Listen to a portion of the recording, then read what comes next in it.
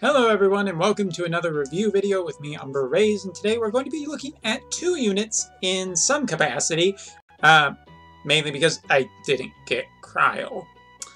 Kaloof and Kryle just didn't want to be my best friends, but that's okay. We have X-Death, we have Lenna, and we have Bartz, and we'll be taking a longer look at Lenna today.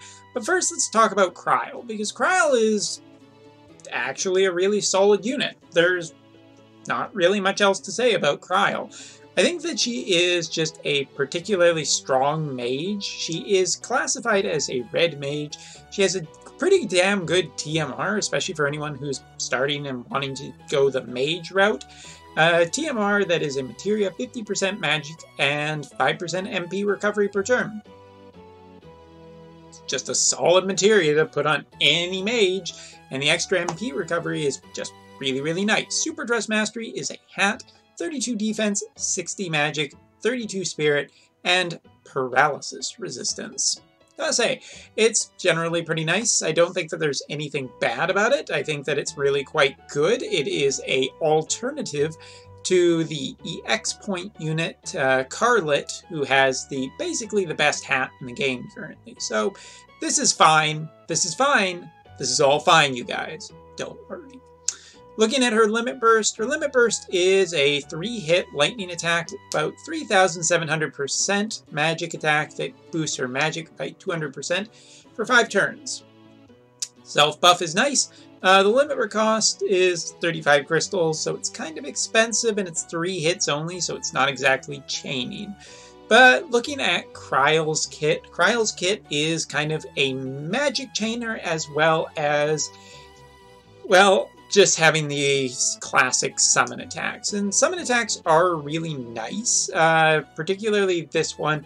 It does give her one of her abilities that she gets from beating the Neo X-Death trial is the Flying Dragon, which it consumes Esper Gauge. It's a hybrid attack that uses magic and spirit. It gives access to all of her abilities triple cast for 4 turns. So that's a pretty damn strong ability to get your hands on. It's just pretty damn strong. Now looking at the rest of her kit, she is based around 2 different elements, lightning and wind. And she does have chaining abilities. She of course has dual cast. She has some recovery that also gives Esper Gauge. AoE of course. She can debuff for spirit for a couple of turns, or for some 4 turns I should say. It's more than a couple. She has hybrid Esper attacks in her regular kit. She has some buffs for the party. She has also on those buffs she has a way to actually give some extra killers against beast and whatnot. But her big thing are her magic chaining abilities. These are probably what you're going to be using her mostly for. She has an AoE 16-hit lightning attack, and that debuffs 60% for lightning, and Mighty Arrow, a 12-hit attack that, debuffs wind for 60%. Now, both of these I think are just pretty damn good. The 16-hit one does sound like it should chain with, what's her name? 2B, and probably the lightning element isn't the most difficult to get there, so I think Kryle's best chaining partner might be that. 16-hit magic attack isn't ringing any bells unless Soul. Don't think X-Death has it, so yeah.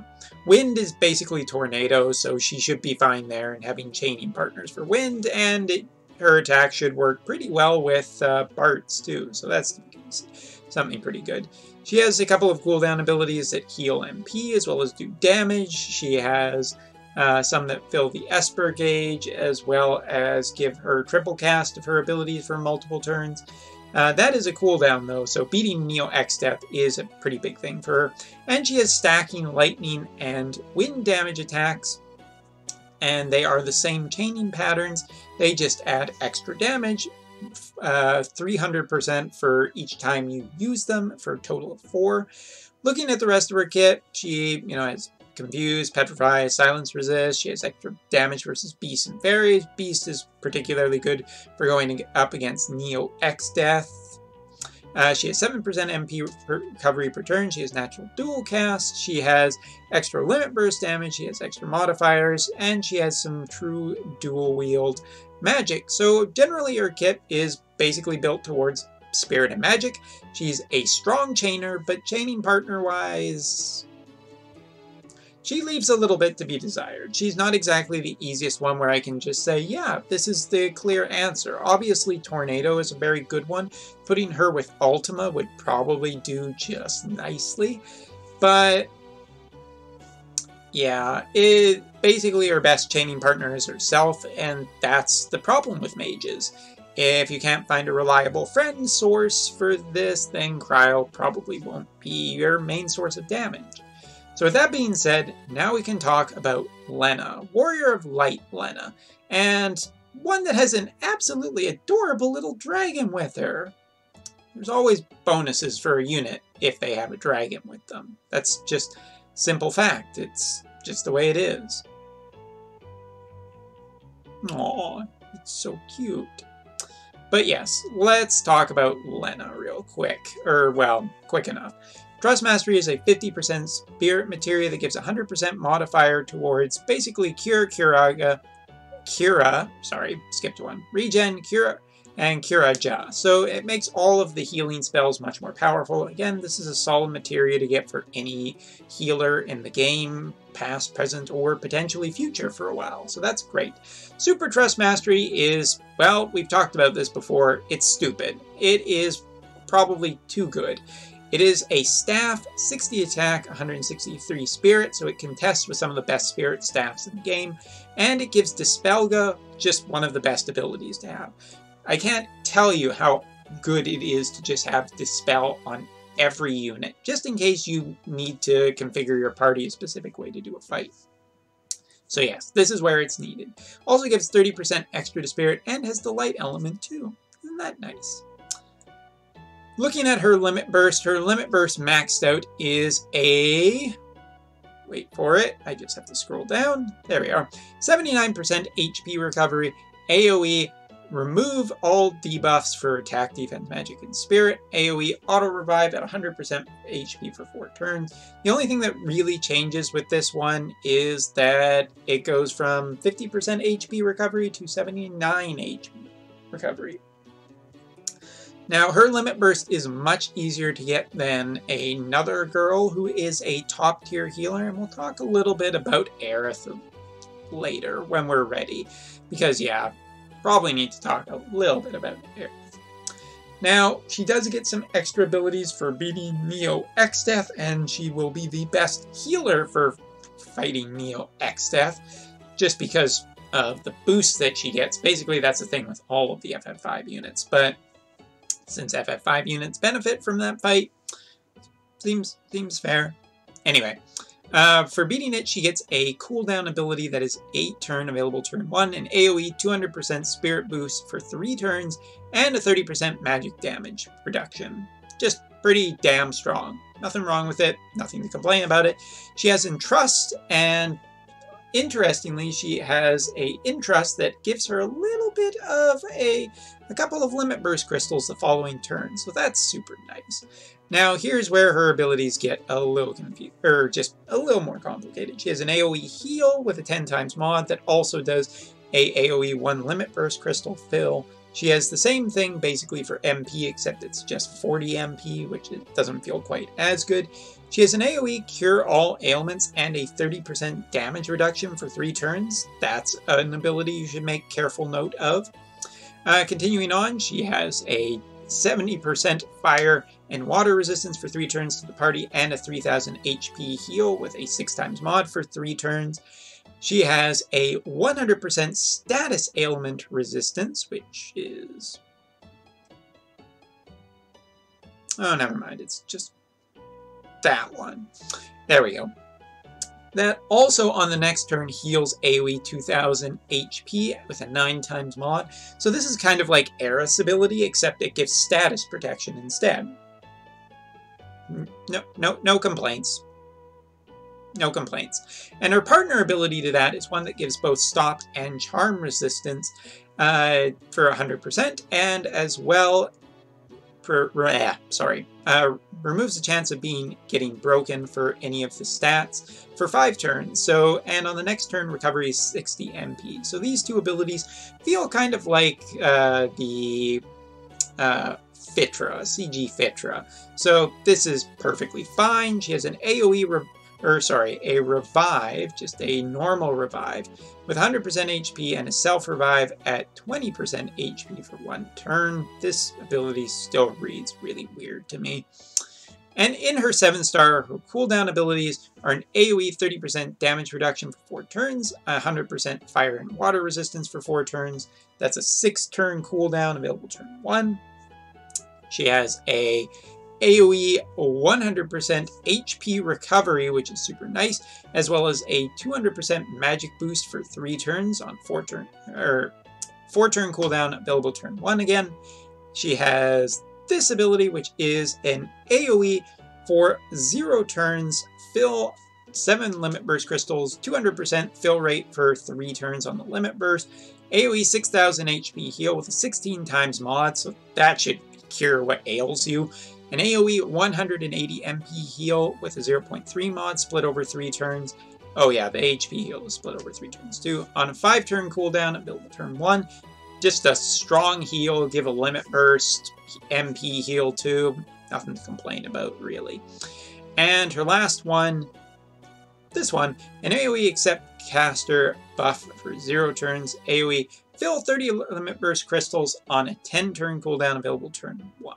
So I believe this costs her a full limit burst, but she gives, like 30 crystals to every character except herself. Pretty damn strong, pretty good support. Looking at the rest of her kit, she has spirit as well as modifiers for her white magic, and white magic is something we haven't talked about. Also for beating X-Death, she gets a 20% MP reduction, which is pretty nice. 120% spirit bonus, just for her boost, benefit, whatever, at the start of battle. 30% fire, ice, and lightning resistance, that's super nice. She gets MP, defense, she gets silence, confuse, resist, continuing on in her other abilities. 30% chance when HP falls below. Was somebody really drunk? I'm still not entirely sure what some of these abilities mean. She has natural water resistance. She has a chance to counter with giving some limit burst crystals to the party, either physical or magical damage. She has 5% MP recovery per turn. She has a natural limit burst fill rate, which is super nice, given that her limit burst isn't that difficult to charge. She actually has an ability to increase recovery items effects. For equipping her own TMR, she just gets extra spirit, MP, stop resistance, which is always nice, and a chance to counter physical or magical attacks with an HP heal. But one of the things that is a major part of her kit is where is it? There it is. Triple white magic. Now, her white magic includes Libra, Banishka, Stona, Cleanse, Asunaga, Dispelga, there's a big one. Full Life, there's another good one. Curaja, there's another good one. Holy, and Re-Raise. So triple casting any of these in any combinations is just really powerful. There isn't much to complain about Lenna. Lenna has a really, really good kit and absolutely pretty solid. Her stats are really nice too if we just go in here. Base 213 spirit with an extra 65 points put in isn't necessarily, I don't think she's the strongest. She also can equip a light shield, which kind of gives a nice benefit to, you know, not necessarily having to waste dual cast on her. Wait. Oh, it's just because everything's changed. Well, we'll just quickly go in here, grab this, and there we go. There's a nicer build. It's not the best build I can do, but for now it's good enough for this video. So yes, I have built her more for HP, MP, and Spirit too, as part of taking part of the X-Death fight, which I have not done yet because, well, stuff to do. But let's show off what her healing capabilities are. And we're not going to need anybody else for this, so everybody else just take a break. And Lenna, let's see what you can do. So again, one of the best things I think is just her triple white magic. It is very powerful to have this kind of healing and just this kind of, well, being able to split and do so many things in a turn. Plus a 22,000 HP heal is kind of nice too, given that, you know, you can boost a lot of HP in the X-Death fight, especially if you have Go Loof. So that's pretty cool. Now let's just try these abilities.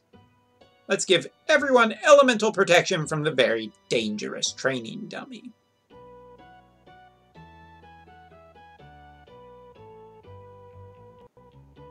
So now we're going to get that nice, about 10k HP. Feels pretty good. On that delayed turn, that is one of my favorite things about Aerith.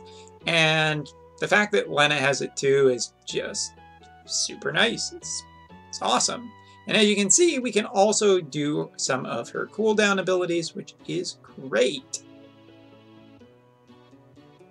Getting some nice HP heals, some good support for the entire party.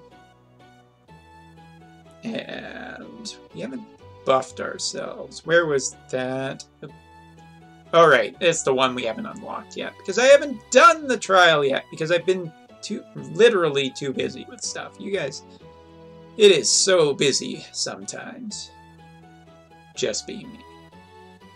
Alright. Show off these abilities for 36 MP. Which are pretty damn strong for HP as well as MP heals. And last but not least, let's use one of the slowest animations in the entire game, just to put the hurt on the training dummy. So yeah, Lenna is undoubtedly one of the best healers in the game. If you're wondering who the best healers are currently in the game, it is a combination of Aerith, Santa Rosalia, and now this girl. Let me tell you something. If you already have Aerith, and you're not super fussy about beating the X-Death trial, and you can do, and yes, you can beat X-Death with Aerith. Aerith has an amazing kit. I would still say that I like Aerith's kit a little bit better because her kit is just, for one thing, labeled way nicer. A lot of the icons blend together, and I know that doesn't seem like such a big deal, but Aerith's kit is just so nicely laid out that it is easy to follow exactly what you're doing. Now, there are some things that Aerith is missing. In general, I think Aerith's Limit Burst feels better, although it is slower to get. Looking at Lenna too, she has some extra nice things that are great in her kit, but she has basically all the major plays that you would want from your big healer, with just the one thing is that she doesn't have a really good AoE auto revive. I guess you're just supposed to rely on her, well, not even her Limit Burst, just her triple white magic casting. Unless I just totally blanked because I'm just tired today. Anyway, I think that Lenna is really, really powerful. There's no doubt in my mind that she is top tier. The more that I use Aerith, the better convinced I am that Aerith is just the best healer in the game.